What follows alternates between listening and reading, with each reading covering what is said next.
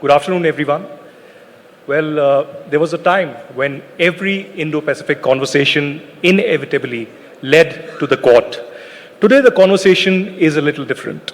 They say the first test of any strategic partnership is whether it survives changes in the governments. The Quad has now survived 4 governments in Japan, multiple governments in Australia and India, and now a very different Washington under President Trump. Yet, the question before us today isn't whether the Quad exists. It clearly does. The real question is whether it still shapes the Indo-Pacific or whether it risks becoming what diplomats politely say and call an important platform, and what skeptics call a very expensive photo opportunity. That's exactly the conversation we are here for at the NDTV Strategic Dialogue on India and Japan. Is the Quad still driving the Indo-Pacific agenda, or is it now trying to keep up with it? Has President Trump's second administration downgraded the Quad politically while keeping it operational? Did the May 2026 Quad foreign ministers meeting in New Delhi revive the grouping or merely mask the declining political momentum? The meeting announced new initiatives on maritime surveillance, critical minerals, energy security, and infrastructure, but notably followed the absence of the Leaders' Summit.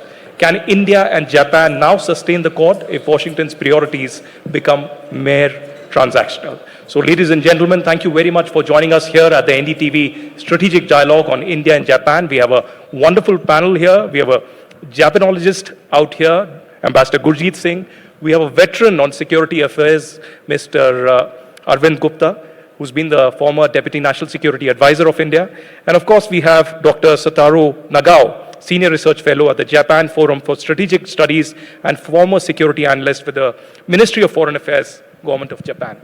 So let me begin with Ambassador Gurjeet Singh, because you've had a vast experience, not just with Japan, with ASEAN, and you've been looking at Indo-Pacific and Quad as well. Now, we've seen the Quad being initiated in Japan in many ways, and the leadership of Shinzo Abe had a lot to do with it. But today, when we look at the priorities of Washington, they seem to be focused more on the AUKUS, on the bilateral relations, as well as the burden sharing as higher priorities for the Trump administration. Now, the question is, has the Quad become less central to US Indo-Pacific strategy? I am saying Indo-Pacific, but in many ways, the US has changed the terminology as well. Or is Japan quietly preventing it from becoming irrelevant? Because we've seen Tokyo and New Delhi still robustly speak about the Quad. Thank you, Aditya.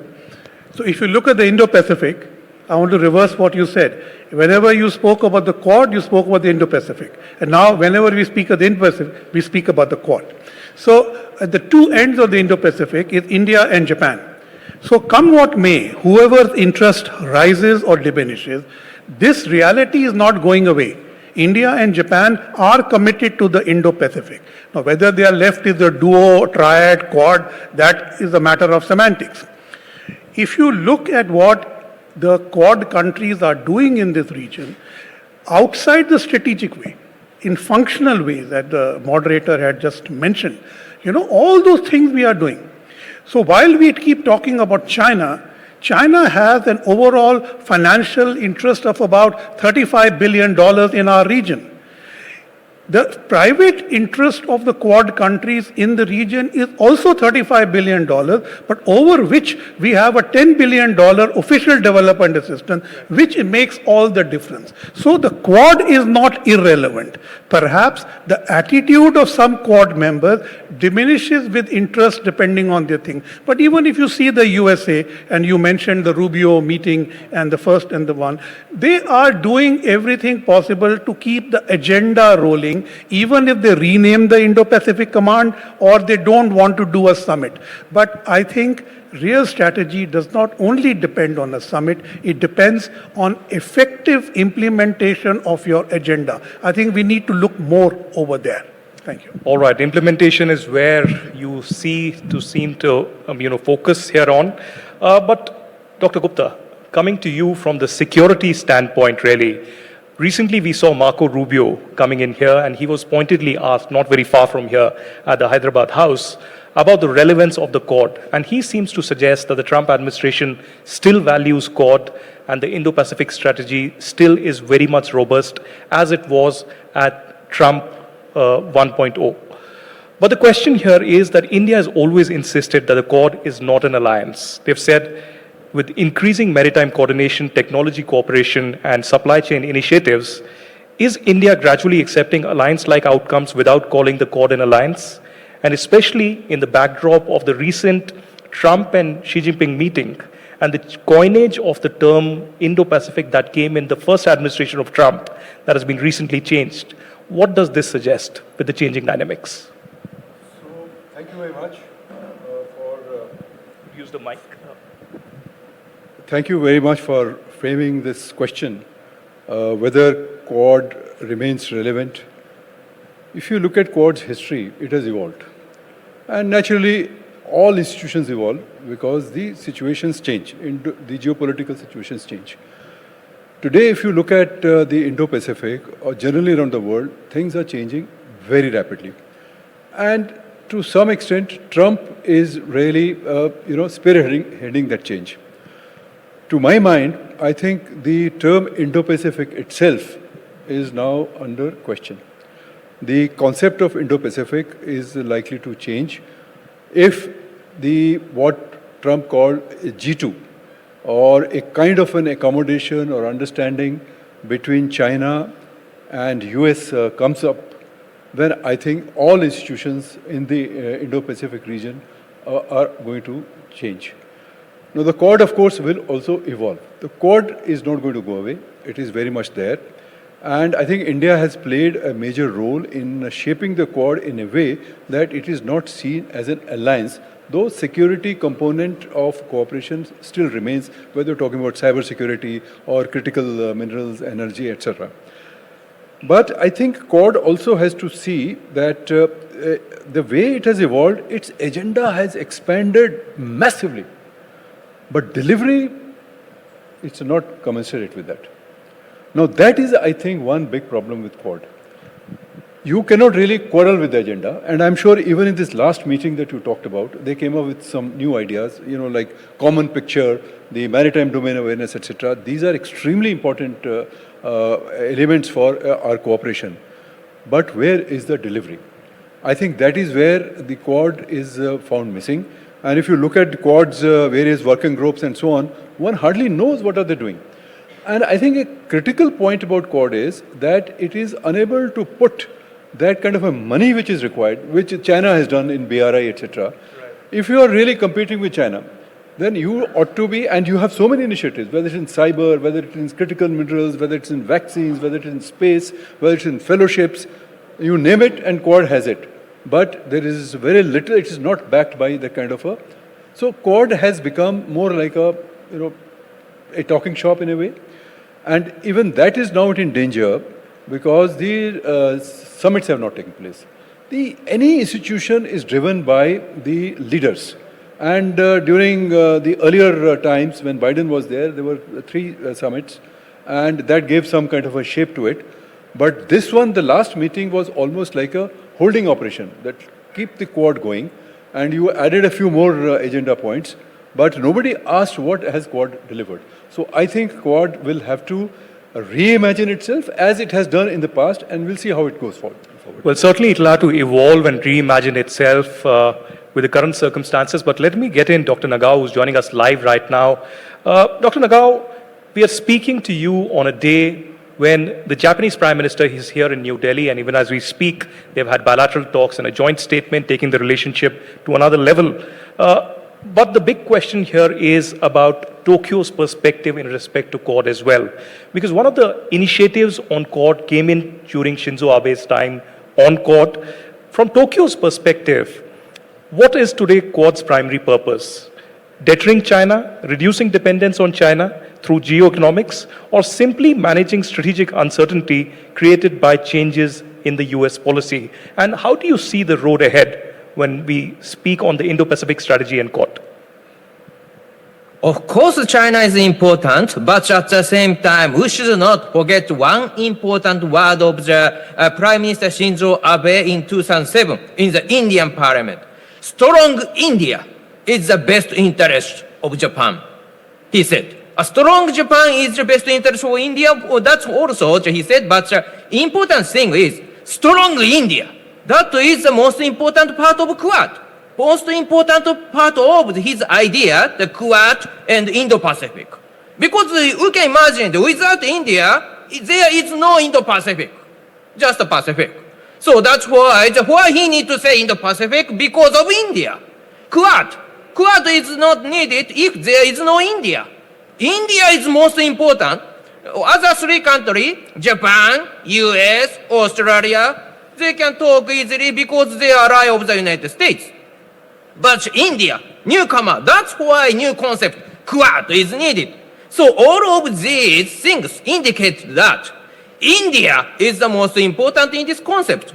So India is important, Quad is important, Indo-Pacific is important, and still the article published from the Prime Minister Takaichi yesterday, in this case Times of India published it, that article clearly mentioned that word, strong India in the best interest of Japan.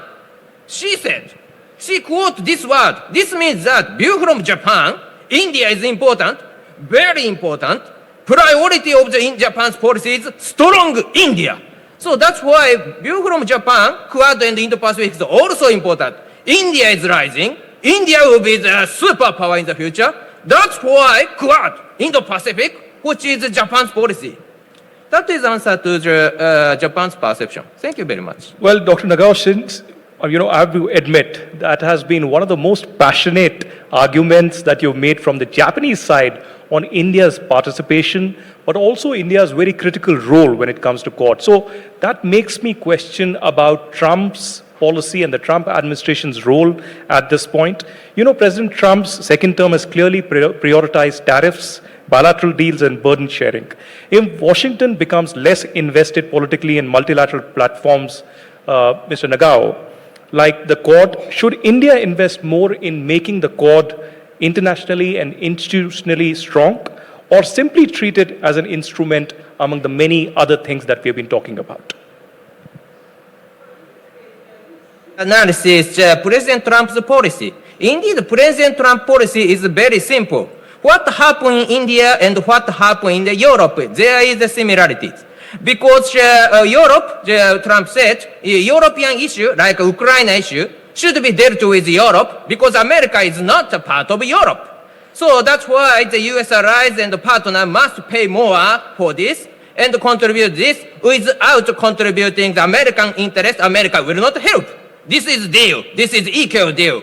This is not free. Something like that. Same things could apply to the allies and partner in Asia.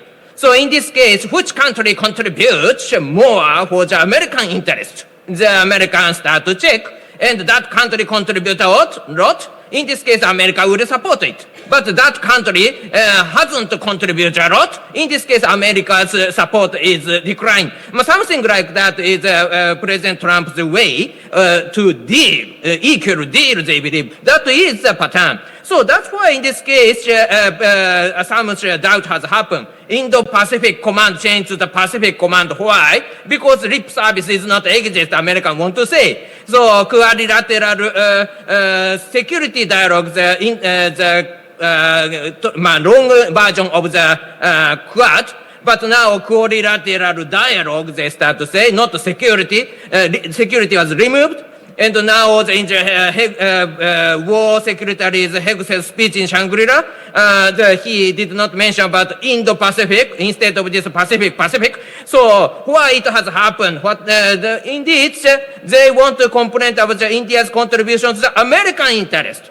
But this means that this is not meaning the end of the Quad. And because Americans say regional countries should take charge more of the security in their region. If so, which country is a regional country? America is not Asian country. America is not a part of Indo-Pacific, main part of the Indo-Pacific, which is Asia. Asia is India and Japan. So for India and Japan, Quad is important. India and Japan, we need a Quad. And in this case, we need the support from the United States. That is true. But if the United States stand a little bit backside of this cooperation, still for India and Japan, this is needed. And we have the strong will to continue. Because India is rising, and Japan is not a rising power, but at the same time, in case of Japan is the restriction we impose ourselves and in the defense field. So that's why Japan's potential will be bloomed or released in the Indo-Pacific region, especially militarily or defense sector. So that's why in this case, indeed, viewed from the diplomatic performance, Japan will show the relatively strong compared with the past. So that's why India-Japan cooperation as a regional country, as an Asian country, as an Asian member of the Quad, this is vital. So that's why still Quad is important, but the Quad's type is a little bit different. Now Asia should lead, and the US support it. That is good, but a little bit back from the backside, but we will lead this. So investment, economic security, energy security, everything is very important to support this framework. That is true. But at the same time, we should not forget this. Strategic direction is the same, but now Asian country must take more responsibility. Thank you. Mr. Nagao, in this deeply divided world, we are living in unpredictable times, a lot of global turbulence, but the kind of strategic clarity that you displayed just a few seconds ago clearly should be contagious at this stage. I really believe so. But Ambassador Gurjeet Singh, I believe your first posting was in Japan, and you speak Japanese fluently. I want to ask you about the Prime Minister's visit here, but also about your own experience staying in Japan, being connected with Japan, and now being a Japanologist, studying the pattern of the rising relationship over the decades. How do you see Japan-India ties today with the kind of strategic clarity that is there? We saw the Prime Minister of Japan speak about not just a robust trade and business delegation, but also a security cooperation, a technology cooperation. It's not restricted to automobiles, but also banking now, and there are critical minerals that are involved. So from staying in Japan decades ago with the view today, where there's a high-level Indian delegation led by Dr. Tharoor, which is in Japan, Tokyo right now, what is the kind of changes that you have witnessed and want to share with us? So, what India-Japan relations today are the dream come true of my youth.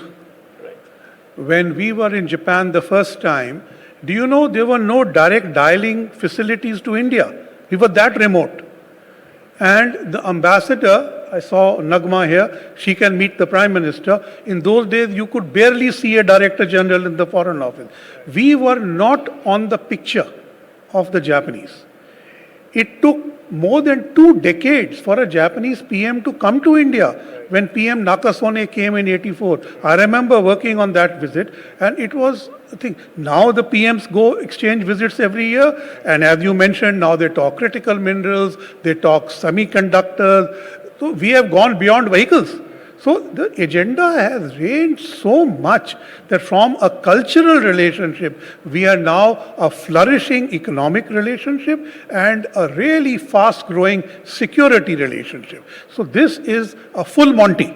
You have a fulsome relationship between India and Japan, which despite political changes in Japan is now not changing. The agenda is not changing. Agenda has taken a track and coming. I think this, many ways, I would say, mission fulfilled from my first posting.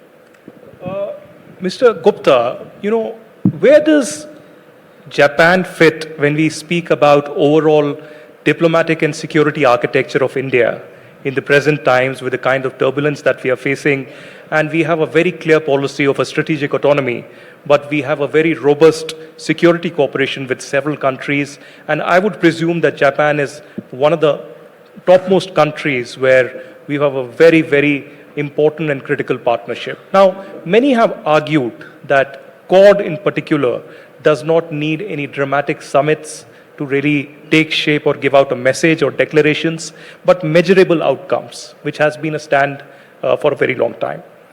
Is the future of Quad less about high politics and more about building habits of cooperation that survive changes in governments, and more so also about the kind of security cooperation that we want to develop in this next phase of the relationship between Tokyo and New Delhi?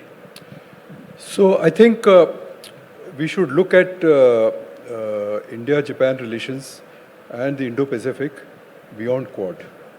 And India and Japan, as our colleague from Tokyo said, that India and Japan are natural, geopolitical countries with natural affinity to each other. In the Indian Ocean, you have India. On the Pacific, you have Japan. And I'm sure there can be in this visit, a lot of these things will come out. But I want to focus on one more thing, which is my experience of dealing with Japan more at the perhaps civil society level. Thanks to the initiative of Prime Minister Modi and Prime Minister Abe, in 2015, they set up what we call the Hindu-Buddhist Samvad, in which Japan Foundation, Tokyo Foundation, and many other Sasakawa Foundation, all of those foundations took part, and we have had 5 such iterations in which the civil society, particularly centering around Asian values, and we have had several dialogues. And I can tell you, the closeness that we feel, Japanese feel for India and India's feel for Japan, this is understated. This is not even talked about. We talk about politics, we talk about security, we talk about economics and so on and so forth. But there is a huge cultural connect between India and Japan through our, ancient ties and so on. And I think we should really be building up on that. And I hope some initiatives come out of this visit. But civilization and culture, and which will link up not only India and Japan, but link up the whole region. So, and this will have also a very important geopolitical meaning. And they are the Asian values, and today we are talking about the changes which are taking place in the world. Perhaps we are looking for new norms which will help us shape the new world, because the old norms are not going to last you very long. Some of it probably will survive, but some of it will require new thinking. And that's where India and Japan, and with other countries, so let's go a little beyond Quad and start, looking at what was a very nice, strong cultural and civilization relationship that we had. No, certainly, people-to-people contact has been a pillar stone of this relationship. In fact, we have with us Nupur Tiwari from Tokyo, who's been leading the charge from the Indian diaspora, building on the Buddhist connect and the people-to-people contact. That is amazing. I was asking, the Ambassador Malik about the relationship that we have had, but also the perspective of the common people, which he said is very, very significant and positive towards the people of India. Ambassador Singh, I have a 2-part question for you. Prime Minister Modi is heading to Australia, and Australia has been a significant part of this entire grouping as well.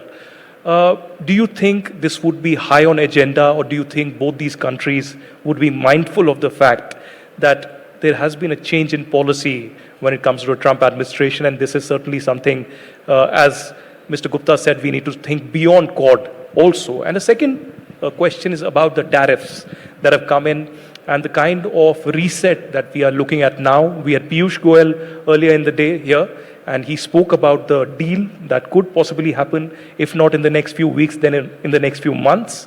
Do you think post that deal, there could be a reset on these kind of groupings and important structures that have had kind of a status quo moment right now? To answer your second question first, I think deal or no deal, whatever nails have been banged into the coffin are going to stay. I don't think US policy is going to change from what we see now. You may have periods of calm, but then the storm will come again. So in this period, as Arvind says, we go beyond the Quad. So if you see Prime Minister's forthcoming visit to Indonesia, to Australia, to New Zealand, interspersed with this visit over now of Prime Minister Takeichi, I think we should look at the rise of the middle powers of the Indian Ocean region and say we are going to make sure that our region remains stable and not sway with the vagaries of big power politics, either in rivalry or in alliance. So I think this is our Act East Policy 2026. We want a relationship with Japan, Australia, Indonesia, Philippines, Vietnam, South Korea, France in the Indo-Pacific, and see whether we can maintain the ideas which the Quad has so assiduously built up but have been unable to implement. So I would look at the rise of the middle powers with a more coherent agenda and a plan of implementation. All right, let me go across to Mr. Nagao for the last question. And this is in regard to Japan and India. A lot of announcements have been made today, and there's a win-win situation in terms of trade, in terms of robust cooperation, as I said, technology, artificial intelligence, and critical minerals as well. Where do you see India-Japan ties in the next 5 to 10 years? What do you think are perhaps the top 3 priority areas from the perspective of Japan when it looks at India as a very, very close friend and perhaps an ally? In this case, even if we talk about the strategic cooperation, defense area is the most important next 5 years, I think. Because what happened in the past is clearly indicated that trade is only occupy 1 or 2% of the total trade of each country, both Indian side and the Japan side. Compare with this, defense agreement has going well, joint development going well, so defense area has progress much. Because the motivation came from this relation, originally came from rising China. How to deal with China is the matter anyway.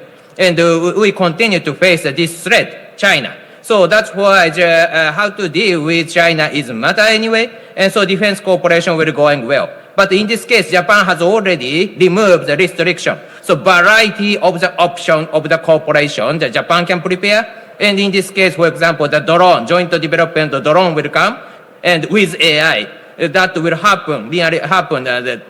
So that's why this will be happen the next 5 years. And the other area, Prime Minister Takaichi is a real expert of the economic security. She published many books about it in Japanese. So that's why this area will progress much. And the current situation, energy security is also matter. How to deal with the energy security, not using the Strait of Hormuz. These are the issue. So that's why Prime Minister Takaichi said, Power Asia simply said, sharing the storage of the resources, these are the image. So this kind of the concept will really happen next 5 years because priority. And so that's why the India-Japan's bright future will come. And India is rising, it is no doubt. India will lead the country. That's why for Japan, India is new hope, and Japan is focusing on India. So India's age will come if Japan and India cooperate very deeply. That will happen if we cooperate deeply in the next 5 years. That is my opinion. Thank you very much. All right, ladies and gentlemen, we've come to the end of this particular panel, but 1 year into President Trump's presidency, the question certainly is the Quad still a strategic necessity or merely a diplomatic ornament? We'll find out in the next few months and years, but one thing is very clear, that Japan and India ties are very strategic, are very critical, and that is something that is going to remain.